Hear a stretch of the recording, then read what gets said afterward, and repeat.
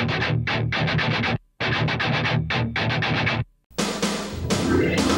Outlaw Sprint Bandits invade Limaland Motor Speedway for their second appearance in 1995. Hi everybody, I'm Don Radeval. Welcome back to the Limaland Millstream Speedway Show. It's great to have you on board as we host here tonight the second Limaland appearance of the Outlaw Sprint Bandits. $2,500 to win, $300 just to start. Now we've assembled bandits from all over the Midwest here, bidding for only 20 spots in the A main feature event. And I'll tell you, when you put $2,500 on the line at a man inside an open wheel cockpit, strange things happen. I'll tell you, it's a real recipe for excitement. Welcome back, everyone. Standing alongside Mark Long, one of the rookies on the Sprint Bandit Tour. Mark, you went from driving stock cars to sprint cars in one season. What's that like? It's a pretty tough transition. The guys in a sprint car don't wait around on you when the green flag drops. And the stock car, the car could be out of shape and you could still kind of plow it around out on the track, but when you miss on a sprint car and it's not right, you just can't plow it around. It just doesn't work. Tell us about your team. I know you're running the down tube Maxim. Who helps you out on the car? About everybody in Lima. We've got Kraus Lumber and Do It Center and a herd window deal to go along with that. It's a combined deal. We got help from Nuco Construction, from Minky Brothers Construction, from LP Vetter Builder Supply, from Rocky Thompson Construction, from Sellers Auto Body, and from Automotive Hardware Service. And my brother, which owns the car. Without any of them, it wouldn't be possible. Sounds like you got some good help. Had some top 10 finishes already in your rookie season. I know some of the Outlaw shows, I think you ran 7th or 8th at Millstream. You got to be pretty happy with what you've done so far. Happy's taking the checker flag. We haven't tore up a lot of stuff. We've consistently got quicker, and there's still a long way to go. I mean, they're a lot faster than we are still, but we're coming. It'll take some time. Is it easier to drive one of these than that big old heavy stock car? When the car's right, yes. When the car is correct, it drives itself around the track. Good luck tonight. Thanks, Don. Mark Long, one of the outstanding rookies on the Sprint Bandit Tour. Standing alongside one of the hometown favorites here at Limaland, Travis the Rabbit Miller, the defending Eldora 360 Sprint Car champion. You guys are working with a new ride in 95, the Jenkins chassis. A little trouble working it and finding the right handle on the car. Yeah, we've had a problem getting it to go into the corner, and they always say if you can't get it into the corner, it's not going to go around there. So we've done some changing this week, and we just change stuff every week and hope that it's the right thing. And I've noticed as the weeks progress, the car gets faster and faster and faster, so you must be figuring something out here. Yeah, we're getting pretty close, I think. I don't know, we're going to be up there in the top 5 every night instead of running back in 10th or maybe not even making the show. Any chance you might try a different chassis for the season, or you're gonna stick with the Jenkins? We're going to stay with Kenny with the Jenkins car. You know, he's just trying to get it out into the racing world right now, and we'd like to be one of the people that gets it out there for him, maybe win some races. We'd like to see that. You have some new help on the car this year. How about your sponsors? Henson's Frame and Axle stuck with us as usual. He brought along L&L Motor Sales. I have Hamps Sports Collectibles over there across the track, and Crows is with us again, and we brought on Swickgrass Auto Body this season, and just a couple new names, and just trying to keep things going. Good luck tonight, Travis. We'd love to see you up front. Thanks a lot. Travis the Rabbit Miller. Outlaw Sprint Bandit A main event with Steve Seaver and Greg Wilson in row 1. In row 2, it's Tim Allison and John Hawk. In row 3, it's Bobby Clark and Paul Weaver, our new track record holder, Weaver. Row 4 is Arnold and Slade. There's the top 3 rows. Looking for the goal this time around. Off turn 4. Back to 1 and 2. Allison already in a hurry from row 2. And your leader right off the bat, Seaver, will march right back and challenge Allison in 3 and 4 off turn 4. Arnold in trouble off turn 4. Back in 1 and 2. There's your leaders. It's Allison and Seaver. Off turn 4, look at that right rear smoke on Allison's Maxim entry as he smokes it back to 1 and 2. Allison, your leader in the OJ, the ABC seamless gutter entry. It's Allison. Look at that right rear smoke. Caution on the speedway for Jeff Arnold, who has brought his machine to a grinding halt on the front stretch area. Caution lights are on for the 10J there of Jeff Arnold, who spun on lap 1 and 3 and 4, gathered it back up but stalled his racer on the front stretch with 2 laps recorded. Arnold out of Fremont, Indiana, gets the shove and back underway. Caution lights are on. 2 laps recorded still. 1 lap to go at the stand. We watch your leaders work carefully off turn 2. It's Allison, Seaver, Wilson, Hawk, and Bobby Clark, the top 5. Back under green. Look at Wilson work to the high side of Seaver off turn 4 as Allison screams back to 1 and 2 with a 5-car advantage. There, good shot of Seaver, and now Wilson, the 2W, the kid, working with John Hawk, the yellow 31, for that 3rd spot off turn number 4. Back in 1 and 2, it's still Allison, the OJ, your leader. There's Seaver and Wilson and Hawk, the top 4. Further back, it's Bobby Clark and Paul Weaver. Look at Paul Weaver in the white 3X work his way. High side, back to 1 and 2. Paul Weaver in the 3X broke the track record here tonight at Limaland Motor Speedway. We talked to Paul Weaver earlier on in the show. Let's go down and check it out. Standing alongside one of the top guns in this Sprint Bandit division from Fremont, Ohio, Paul Weaver. Already 2 Outlaw Bandit wins. Your season's going pretty good. Yeah, I can't complain, just showing up for the big ones. What's your secret? You know, you show up for the big races, and it's often you're up front, if not winning the darn thing. I don't know any secrets. You don't know until you get on the track, and usually it's halfway through the race. Who helps you set up the car? Do you set up the car yourself, or does someone set up upon your instructions? Soup Sable does most of the setups. I might do a little here and there, but it's mainly up to him. So he takes care of the setup, you just get in the thing and drive it? Yeah, I show up and hop in. That sounds like a great job to me. What's your chassis? Do you have any help sponsorship-wise, anything like that on the car? This is a 93 Gambler. I got Kier Speed Shop, and Soup does the motors himself. So that's basically about it. So you have not won yet at Limaland, but already recorded victories at Millstream, Fremont, and Mansfield. Now you need Limaland to complete the book. I won just about everywhere in the 360 class over the years, but Lima's a tough one. All the local guys are fast down here. They really are. We wish you all the best tonight. All right, thanks. Thanks for your time. Paul Weaver. Back with you once again. There's your leader, Tim Allison. The OJ car, Mr. Excitement they call him, from Lima, Ohio, has already won 6 features in 95. The Mike Pruitt Lima Ford, Dick Jenkins Motor Sales, ABC Seamless Siding, Maxim Entry with a Charlie Fisher motor. And I'll tell you what, he's got that Fisher motor hooked tonight because he's once again built himself a pretty good advantage, about 7 car lengths, back to 3 and 4. Allison working the bottom. He'll work the bottom. He'll work the high side. He'll work anywhere. Further back, there's John Hawk in a hurry now. Hawk looking inside of Seaver for that 2nd spot. Pretty good racing there. Seaver continues to fend off John Hawk off turn number 4.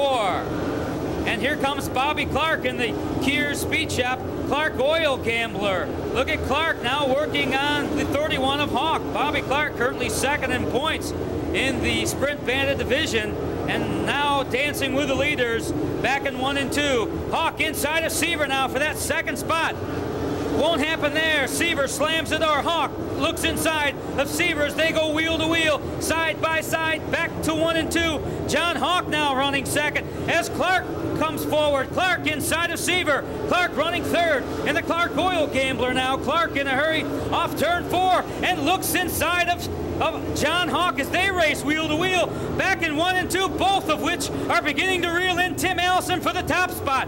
Bobby Clark running 2nd now, but check it off turn 4. There's the OJ of Tim Allison. He's in traffic now with Clark in his rear view mirror. Your leaders are stacked up now. Check it back in 3 and 4. Allison in traffic, and now Bobby Clark with the fender, and now Clark with a hole shot off turn 4. Clark lifted the front end on the Clark Oil entry as Allison continues to try to work his way through lap traffic. Great show up front. Clark looks inside of Allison off turn 4. Your leaders are wheel to wheel in traffic, back to 1 and 2. Wow, no! Wow, trying to get by the lap car. And Allison battles back on the cushion. Allison trying to get by Mark Long, a lap car, and does so. Bobby Clark, your new leader, in 1 and 2. Wow, what a show. Bobby Clark, the Clark Oil Gambler, currently second in points, was a winner of an Outlaw Sprint Bandit show back at Pennsylvania Motor Speedway when they went west. But I'll tell you what, they're coming again as Clark finds himself bogged up in traffic trying to get by the 44 car of Joe McEwen. McEwen out of Mercer, Pennsylvania, will go one lap down now. Trouble, Seaver in turn 1 and 2. Trouble up there in turn. Trouble in turn 1 and 2. Steve Seaver. Red flag. Seaver got upside down. The red flag is out. Steve Seaver clobbered the wall in a big way. Seaver in the Rising Sun Express, Dick Jenkins Motor Sales, Kenny Auto Wrecking, Crow's Maxim entry, clobbered the wall in a big time up there in 1 and 2 and flipped violently off the wall. He's back on all fours. Red flag is out.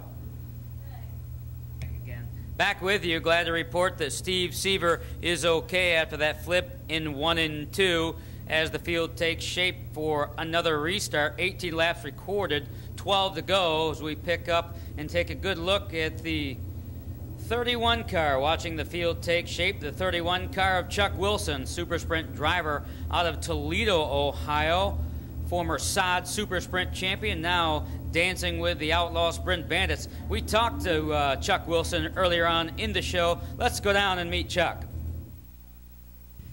We had a chance to talk to one of the rookies. Now let's talk to one of the veterans. Chuck Wilson, been around this sport a long time. About how long now? This is my 24th season. Wow. Hey, I said he was a veteran. I meant it. You're out of Toledo, Ohio. How about some statistics on you? You used to run with the SOD Sprints, is it? Yeah, we run with SOD Sprints quite a bit when I first started racing sprint cars. We ran, we started in '81 with Sprints, and we ran with them, and we ran with them up until '88. At the end of the '88 season, they decided to go pavement racing, and we didn't want to go pavement racing, so that was it. What do you had a chance to run with the SOD, the 410 Super Sprints. What's your thoughts on the Sprint Bandits, the 360? It's a pretty tough division, isn't it? Oh, absolutely. Real tough. Real tough. Well, we ran with SOD here 2 weeks ago, and we won the feature up to Butler Speedway. You ran your 360 against the Supers? Oh, yeah. Yeah, our 360 against their Super Sprints. Their 410 aluminum engines, and we beat them. Wow, well, that speaks for itself. My goodness. What are your chances of putting the 31 car up front tonight? Well, we haven't figured Lima out yet. We've been here only twice, and we're on our third different setup with the car, so we'll see what we can get. It's interesting you should say that. I've had a lot of people tell me they haven't figured out Lima Land yet. What is it that's so hard to figure out about this place? Well, if I knew that, I'd have her figured out. I mean, it's just, it slicks off, and some of the guys, I watch them, and they're running their cars just extremely tight, and they give her a big pitch, and it just sticks. I try that, and all I do is slip and slide, so I don't know. You know, it's just rolling the turns is the key. What chassis are you working with? This is a 91 Tognati that I took 2 inches out last winter. I shortened it up to try to get a little more forward bite out of it, so it's a modified 91 Tognati. I'll be darned. Best of luck tonight. Okay, thanks a lot, Don. Chuck Wilson, one of the veterans on this Sprint Bandit Tour. Good. 1 lap to go. 18 on the board, 12 to go for the Clark Oil Gambler of Bobby Clark with John Hawk in tow. It's Tim Allison, Shane Helms, and Eric Slade, the top 5. We go back to green flag racing, 12 laps to go. Clark, and now the 31 of John Hawk alongside and challenges Clark for the top spot. Your leaders are side by side off turn 4. John Hawk, your new racetrack leader, or is he? Clark with a wheel out in front, and now Hawk takes the spot from Bobby Clark. John Hawk, your leader in the NBC steering pump entry. John Hawk out of Lafayette, Ohio, is getting the job done tonight and showing the boys how to do it. Working the high line, working the cushion. John Hawk is fast tonight. Wow, smoking that right rear tire off turn 4 and beginning to work his way away from the 8 car of Bobby Clark. John Hawk really hooked now with a 3-4 car advantage off turn 4. Back in 1 and 2. John Hawk running the high side, running the cushion. Here comes Larry Helms, that black 68 car. I'm sorry, make that Shane Helms, the son of Super Sprint veteran Larry Helms. His father Larry held the track record here for years. Shane Helms working well. Let's go back up front. Your leaders are in traffic. there in 1 and 2 as Hawk continues to work the high side, trying to work around the 28K of Tim Kern. Bobby Clark sneaking a peek inside. Hawk now alongside Kern. Kern 1 lap off the pace as John Hawk continues to show the way. Off turn 4, but Bobby Clark sneaks another peek inside of Hawk as we watch them back in 1 and 2. Bobby Clark alongside John Hawk. Your leaders in traffic in 3 and 4 now, off turn 4. And your leaders are wheel to wheel, nose to tail, but Clark in trouble with that traffic on the bottom as the 31 car of John Hawk disposes of Bailiff, but Clark having a time getting by Bailiff and the other lap cars down there. The 44 of McEwen now, and look at Clark trying to work his way with laps winding down. Trouble, caution on the speedway up in turns 1 and 2. The caution lights are on. You'll see the yellow race car there of Eric Slade in trouble. Up on the cushion, caution on the speedway. Your leader is John Hawk in 31. 3 laps remain. Your leader from Lafayette, Ohio, the NBC steering pump entry, the very talented John Hawk takes off in 3 and 4, and boy does he take off, and Bobby Clark is trapped in traffic. In 1 and 2, Hawk way out in front now by now a 10-car advantage. John Hawk, barring no trouble, has got this one in the bag. Off turn 4, back to 1 and 2. John Hawk continues to show the way. Talented racer out of Lafayette, Ohio, will get the white flag this time by. Off turn 4, the white flag belongs to John Hawk in car number 31. Off turn 2, we'll follow the Hawk car one more time. A Nichols brother entry and a good one, a great run. Off turn 4, an outlaw Sprint Bandit win for John Hawk. Bobby Clark runs second, Shane Helms is third, Allison fourth, and what a run from Greg Litton from the 18th starting spot to finish fifth. Well, standing in victory lane with a very happy John Hawk, our outlaw bandit A-main winner tonight. John, a great run. Thank you. Appreciate it. I could use the 2,500. Yeah, I'm sure. I know you've had a tough season so far, although I know you've had several wins at Oakshade. Your first year at Limerland, that thing was really hooked on the high side. You ever set for the top tonight? Well, pretty much, but beginning of the race we had to run the bottom to sort through some things, and then once the bottom dried up, we went to the top. And that red flag, we had them tighten her up a little bit, and that really made her go. That really made the difference in that red flag. Oh, yeah, for sure. We was all right, but Bobby was catching me there when just as the yellow come out, but I don't know if we could have held him off or not. We'd have tried, but drive it in a little harder, I guess. I'll tell you what, I learned one thing tonight. John Hawk has some fans at Limerland Motor Speedway. Congratulations. Thank you. Appreciate it.